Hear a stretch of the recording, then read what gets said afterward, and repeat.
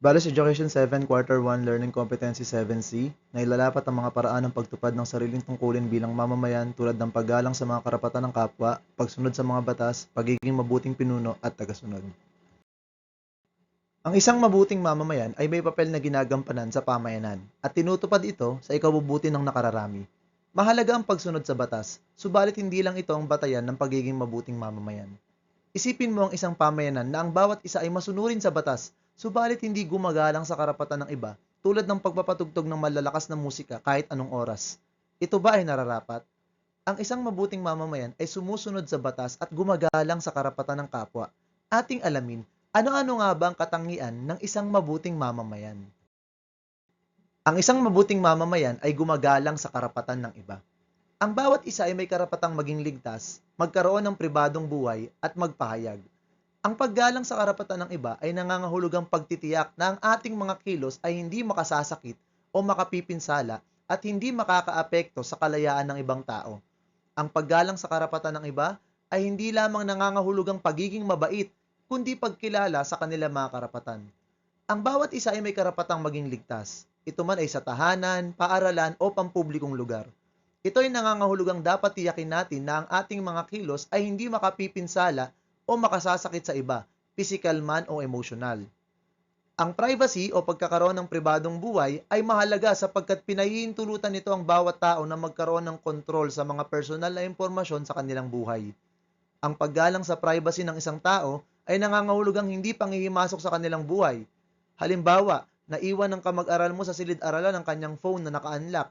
Kahit na ikaw ay curious, hindi mo dapat pakialaman ang mga messages o larawan niya.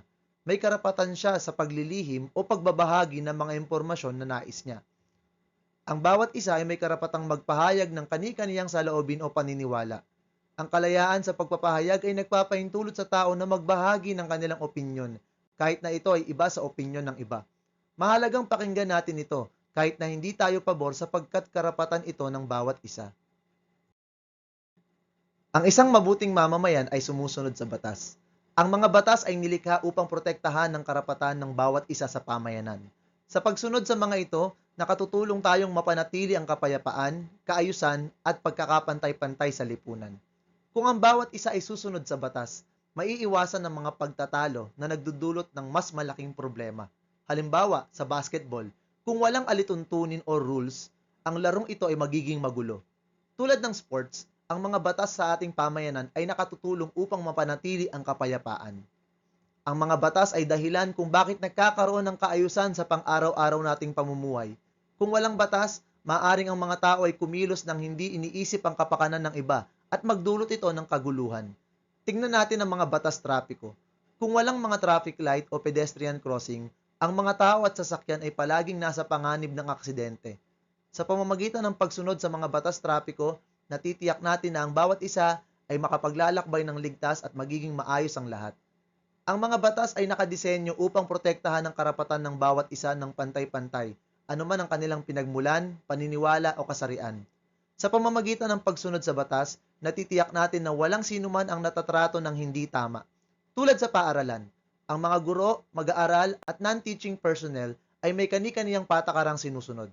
Ang patakarang ito ay magsisiguro na ang bawat isa ay matatrato ng pantay, tulad ng pagbibigay ng pagkakataon sa mga mag-aaral na makilahok sa mga gawain ng walang favoritism. Ang isa pa sa mga katangian ng isang mabuting mamamayan ay ang pagiging mabuting pinuno. Ang isang mahusay na pinuno ay gumagalang sa karapatan ng bawat isa, nakikinig sa bawat isa, at gumagawa ng mga pagpapasyang makabubuti sa bawat isa o sa nakararami. Ang pagiging pinuno ay hindi tungkol sa pagbibigay ng mga utos, kundi pagiging mabuting halimbawa sa mga nasasakupan, kasapi ng pangkat o tagasunod. Halimbawa, ikaw ang naatasang maging pinuno sa isang group project. Maaaring gumawa ka ng desisyong papabor o madali para sa iyo. Subalit ang isang mabuting pinuno ay nakikinig sa idea ng kanyang mga kasama at nagtitiyak na ang bawat isa ay makapagpapahayag ng kanilang saloobin. Ang isang mabuting pinuno ay ginagalang ang karapatan ng bawat isa na makilahok. Bukod sa pagiging mabuting pinuno, ang isang mabuting mamamayan ay mabuti ring tagasunod. Ang isang mabuting tagasunod ay gumagalang sa otoridad, subalit tinitiyak niya na ang karapatan ng bawat isa ay napapangalagaan. Ang pagiging tagasunod ay nangangahulugang pagtulong o pag-aambag sa ikapagtatagumpay ng pangkat at pagsasalita o pagtindig kung mayroong sino mang hindi natatrato ng tama. Halimbawa, kung ang pinuno ng inyong pangkat ay nagbigay ng gawain sa isa ninyong kagrupo na nagdulot sa kanya na makaramdam ng pagiging hindi komportable, maaari kang magmungkahi sa inyong pinuno ng ibang gawain o makipagpalit ng papel sa iyong kagrupo para matiyak na ang bawat isa ay makararamdam ng paggalang.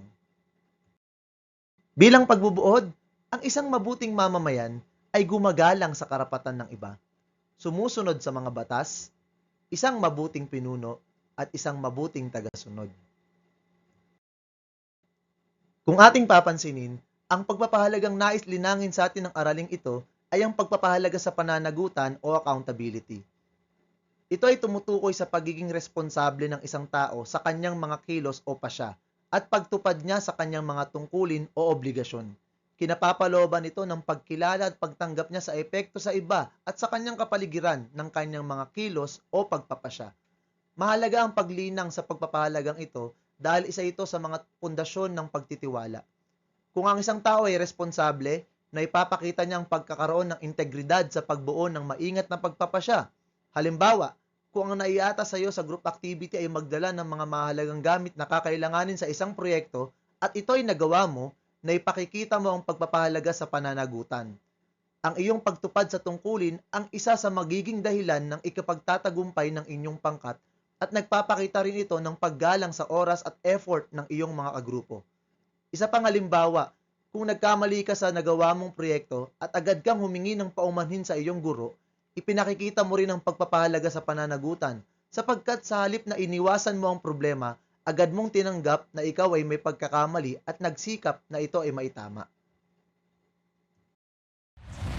At dyan po nagtatapos ang ating aralin para sa araw na ito. Naway may natutuhan po kayo. Salamat sa panonood at pakikinig. Paalam!